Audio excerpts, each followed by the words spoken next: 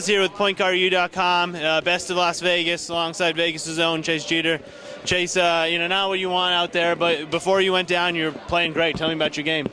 Just been working a lot of my offensive versatility and my mid-range game, and working a lot on my footwork and exploding to the basket. So I feel like for the time being on the court, I displayed a good skill set, but kind of got a little beat up on the knee. So I did well.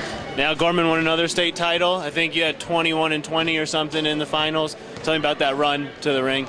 It was a battle. I mean, Canyon Springs came out and they were tough in the beginning, and then we got off to a real slow start as a team, especially like my game in the beginning. I was missing a few easy bunnies, but then really picked it up in the second half, and then we ended up getting that W. Now, we've been watching you forever. One of the biggest things I've noticed recently about your game is you're more vocal on the court. What's that progression been like to being a leader? Just communication. It's always been something that's kind of separated me and helped my teammates out, especially in events like this where there's a bunch of guys who don't really know each other or don't play with each other as often. So, especially in events like these, communication is key, and it's key to having chemistry in any team setting. Now, my hunch is you're more vocal off the court too. Are you sort of taking on a leadership role outside of the? I'd say so.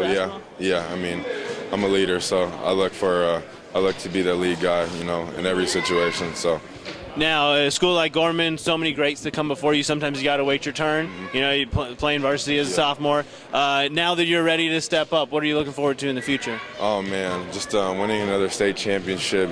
Doing some damage on a national scale.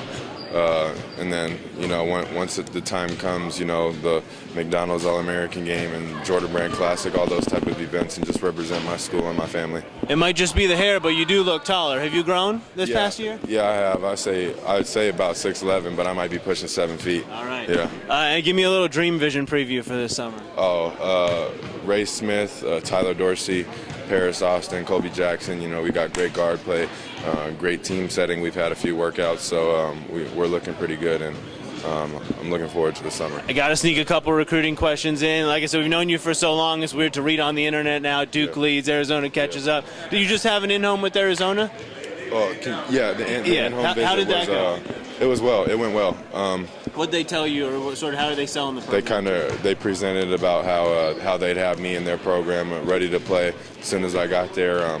Showed me their thing they have for forwards and how they set it up and how they've developed their players throughout the year. So the one thing I like about them is how they displayed it in their time there, and about how the guys that they've developed. Derek Williams being their first guy, and how that's kind of their baby, and then. They developed them. So they showed me a lot, and I have a great relationship with Coach Book and Coach Miller. So. And you got to go to Duke. That's a court everyone grows up watching and plays basketball. What was visiting that campus like?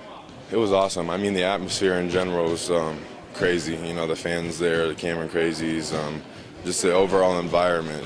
It's a great feel. Great support system. So. I loved it. I had a lot of fun. And after that visit, you did say on camera Duke leads. Is that still the story, or you want to change that or get it straight? No, I'd say Duke and Arizona are my two leaders. Definitely still some schools in there. UCLA, Kansas, UNLV, Oregon. I mean, there's still schools in the running. But, I mean, with that recruiting rule, the change about June 15th for the sophomores, I've developed relationships with all those coaches. And, I mean, I feel most comfortable with the certain coaches, and I've taken visits to most of my top 5 schools. So, I mean, there's really no reason to wait it out and drag it out like a lot of guys do. So, I mean, I'm happy with my recruiting process. Well, that's a hell of a list, man. Like I said, your game's come a long way. Keep working. Thank you. Appreciate it.